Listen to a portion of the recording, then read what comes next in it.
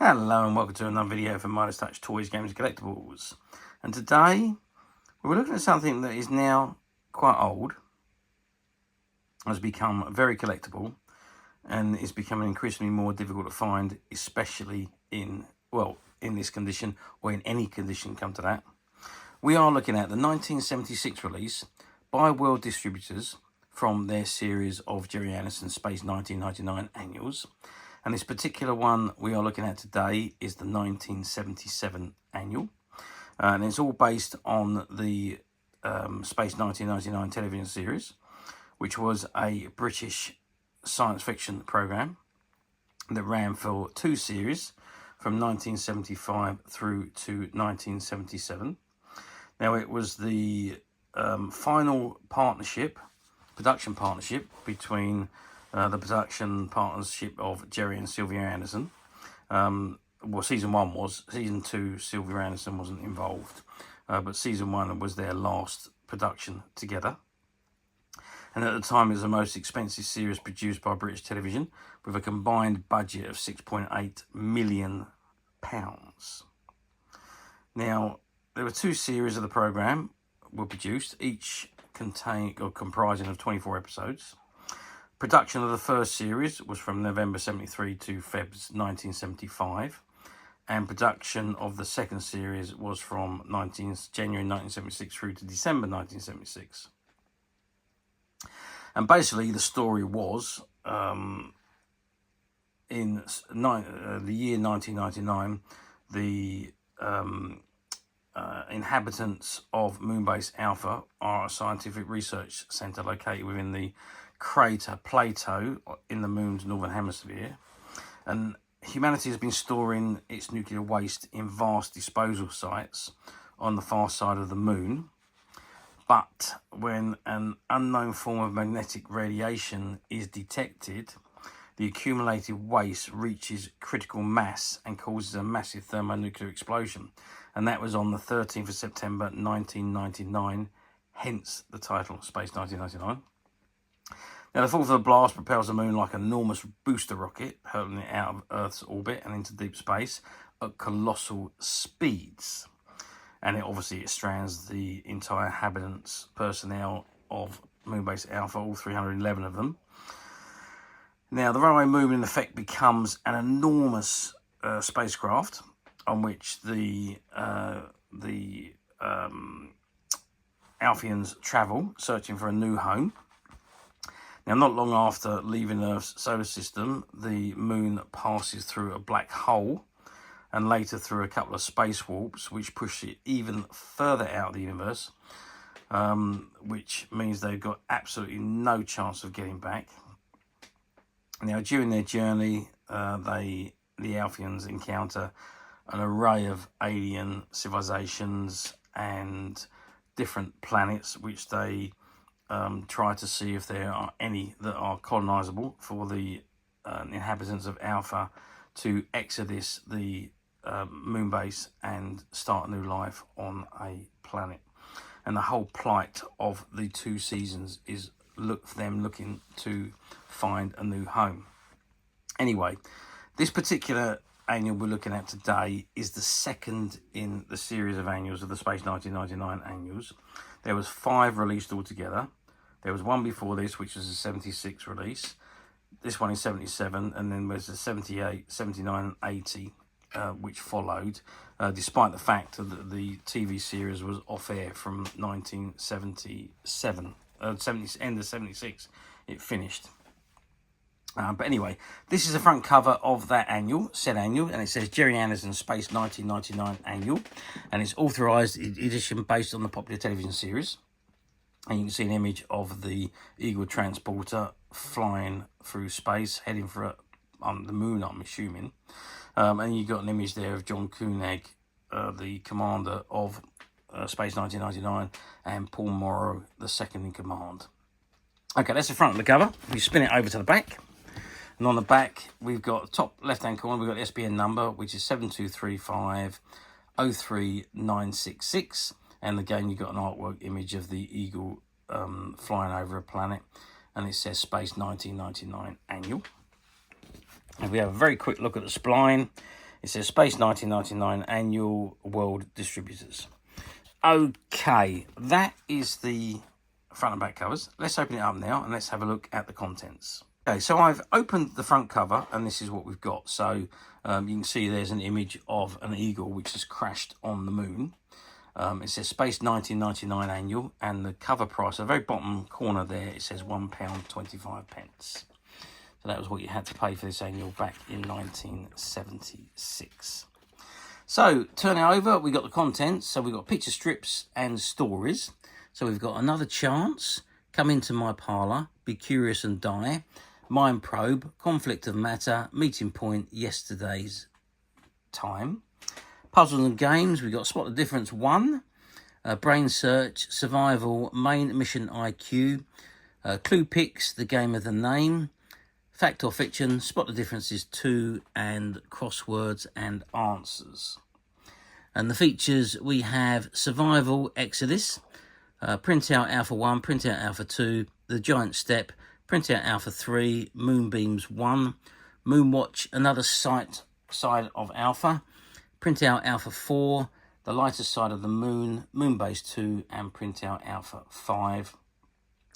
Bottom left-hand corner, it says written and produced by Angus P. Allen, copyright 1976 by Associated Television Limited, all rights reserved throughout the world, published in Great Britain by World Distributors Manchester Limited, and it gives you their address, and printed in Great Britain by Jarrod & Son Limited, Norwich.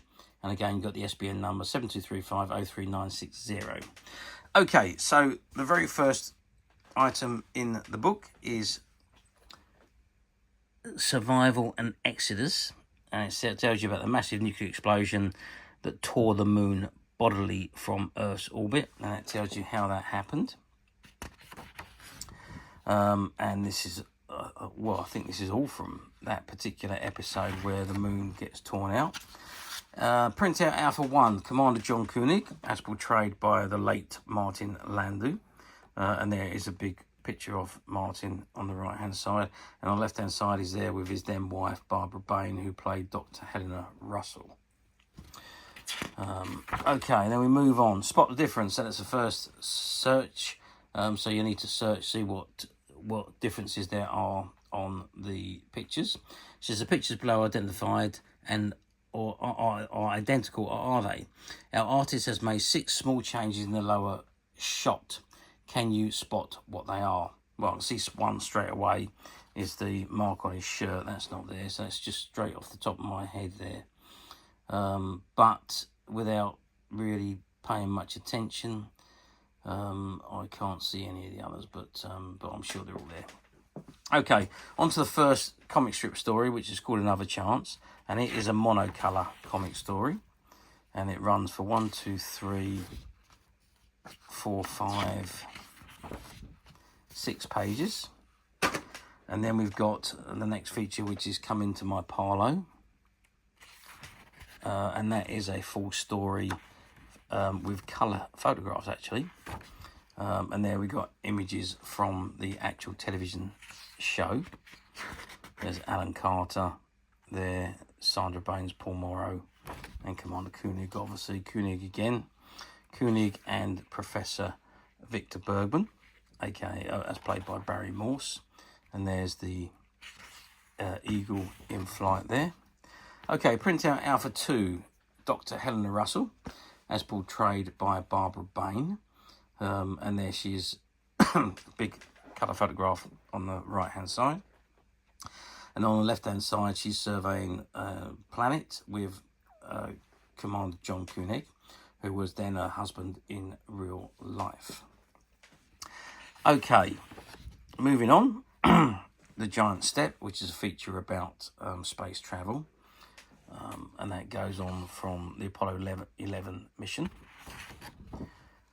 And that runs for 4 pages, 5 pages even. And you've got Honouring 11. There's some stamps there from, I think they're all from Grenada actually, honouring the Apollo 11 mission. Okay, Be Curious and Die is the next story. And again, it's a story with colour photographs taken from the television series. And that runs for 1, 2, 3, 4 pages. And then we come on to the next comic strip story, which is called Minnow Probe, and that is a monocolour story, and that runs for 1, 2, 3, 4, 5, 6 pages.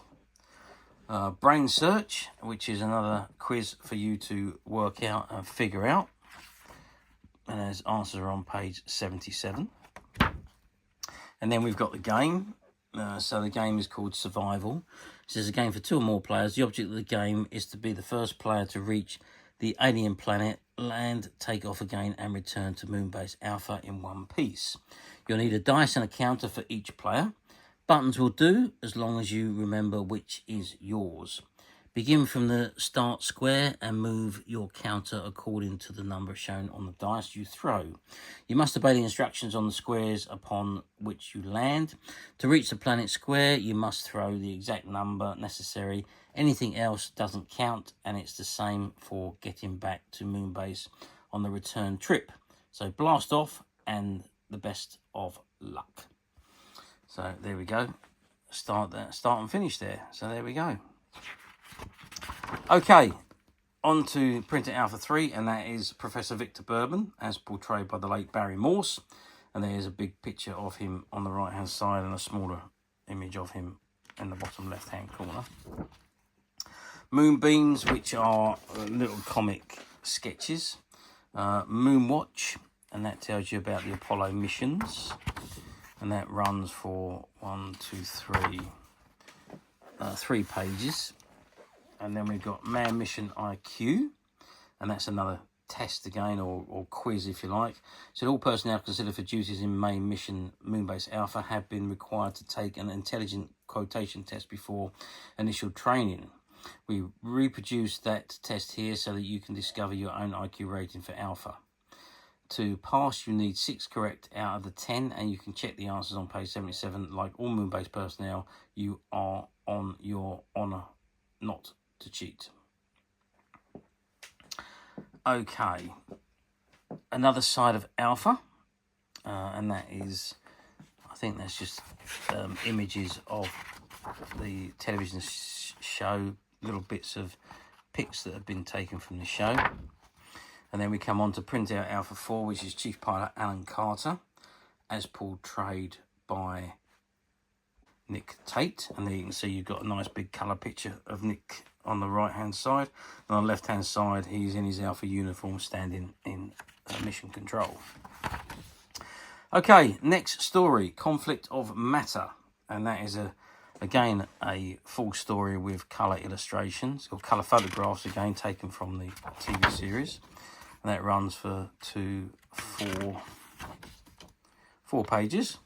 And then Moonbase Alpha says this is a place, the cold cut-off citadel, where the castaways in space live out their constantly hopeful lives. The dreams of survival, you at home, have seen something of their fate. You have seen their peril. Now read on and witness the fresh dangers that face Commander Koenig and his friends. Okay, and then we're on to the next comic strip story, which is The Meeting Point, and this seems to be a colour story. And that runs for 2 good artwork images, I must say. 2, 3, 4, 5. And it runs for 6 pages. And then we've got Fact or Fiction. And so strange are the complex mysteries of space that fact often reads like fiction and fiction like fact. Below are 10 statements, all of them pretty wild. The point is, can you tell the true from the false? Have a go and check your answers on page 77. There we go. The Lighter Side of the Moon. And again, that is images taken from the TV show with funny captions added onto them. There's a few more there. And Moonbeams, again, little comedy images. Printer Alpha 5 is Paul Morrow and Dr. Matthias. Now, Paul Morrow is played by, or was played by the late Prentice Hancock, and Dr. Mathis was portrayed by Anton Phillips. And then you've got, on the right-hand side, you've got David Kano, And David Koenig was portrayed by Clifton Jones. And just below him is Sandra Baines, who was portrayed by the late Zena Merton. Okay, next page. Yesterday's Time, and again that is another story, and that is with black and white images by the looks of things, and that runs for 4 pages. And then we've got another Spot the Difference. Again, take a closer look at these pictures. They may appear alike, but our artist has made 6 small changes in the lower one. Can you pick them out? Can we pick one out straight away? I'm trying to see if I can see one immediately. The only thing, yeah, I can see that Koenig's pocket there is different on the bottom one, so that's slightly different there. That's one change that I've seen. And also Barbara Bain or Helena Russell, she doesn't have her square on her sleeve there, so that's 2 off the top of my head. Okay, so we've got the Koenig's crossword. It said David Koenig says his computer can't be bothered with easy crossword like this. Can you solve it? And there's the crossword there. And all the answers to all the questions and the quizzes that we saw throughout the annual. And then finally, again, we've got that crashed eagle on the moon, which is at the back page and the inside of the back cover. Okay, that is the end of the Space 1999 annual for 1977. Okay, now you're going to ask me, how well did these annuals do back in the day? Well, back in the day, annuals were huge. They were a staple diet for every kid, especially at Christmas. Now, annuals were released around about September, October, November time for the upcoming Christmas rush. And every kid on Christmas morning, regardless who it was, would receive an annual in their Christmas sack or their Christmas stocking. And Space 1999 was one of those very popular television shows at the time. Even though it only ran for 2 seasons, it did get syndicated, and it was run again on kids' television on Saturday morning. So the popularity stayed there for a while. I think really right up until the late 70s, maybe 1980, when it kept being run on Saturday morning television for kids. So the popularity was still there. Annuals were very, very big. It kept the television program fresh in your minds, and you was able to relive your favourite TV program just by reading through the annuals. Because back then, there was no such thing as videos or DVD recorders or discs or internet streaming or satellite television. None of that existed. So in order for us to enjoy our favourite programme when it wasn't on the air, was things like the annuals and the colouring books and the merchandise that was produced along with the TV show. And obviously all the popular shows, and mostly the sci-fi shows, all had plenty of merchandise produced for. Annuals were very, very popular. You could pick annuals up for all your favourite TV shows, your favourite football team, your favourite pop stars. They were annuals for all sorts of things. Mass produced, and big quantities of different types of annuals were available.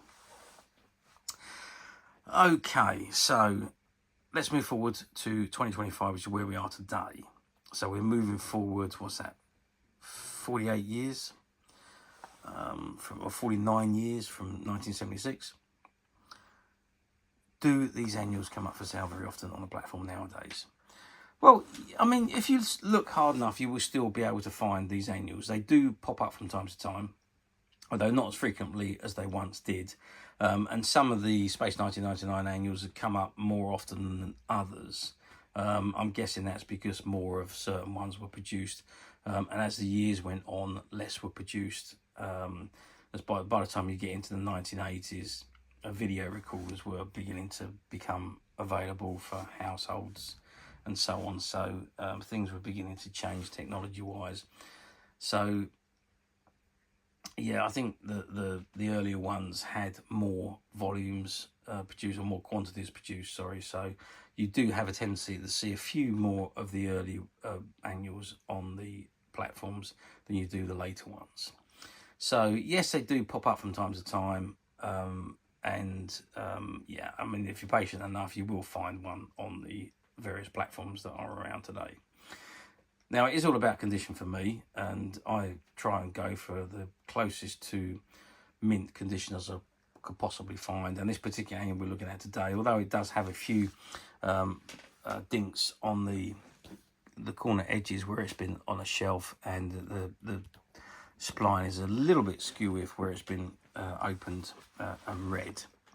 Other than that, it is in very, very good condition for something that is getting on for 60 years old. So, sorry, 50 years old, I should say. So, yeah, very good condition for the year of manufacturer. Now, back on condition, if you are looking to buy on a platform, do remember that somebody's idea of very good condition could be somebody else's idea of acceptable condition. There is a big scope of differences, and it's all about opinions. So rather than rely on someone else's opinion, do have a good look at the images and read the description rather than be disappointed when the item arrives. And also don't forget, some of the platforms use stock images and stock descriptions, so you could be looking at one in as good condition as this one. However, if there's no new available, it automatically goes to the cheapest used item, and what you receive may not be anything like what you think you are ordering. So if it doesn't say new and it says used, which it will do if you're looking for one of these, click the use button, read what you're about to order. Otherwise, you won't like what arrives, I can assure you that. And it's not the fault of the seller, it's not the fault of the buyer, it's just the way these platforms work, which is ridiculous in my eyes, but there we are.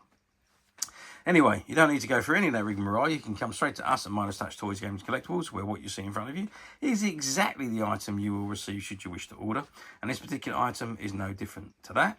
And as of today, it is available to purchase on the Midas Touch website, which you can get to very simply by clicking the link below. It will take you straight to the website, where you'll be able to find this and many, many other vintage Gerry Anderson items. And many other vintage toys, games, and collectibles come to that. There's over 10,000 products currently available on the website for you to view and purchase at your leisure.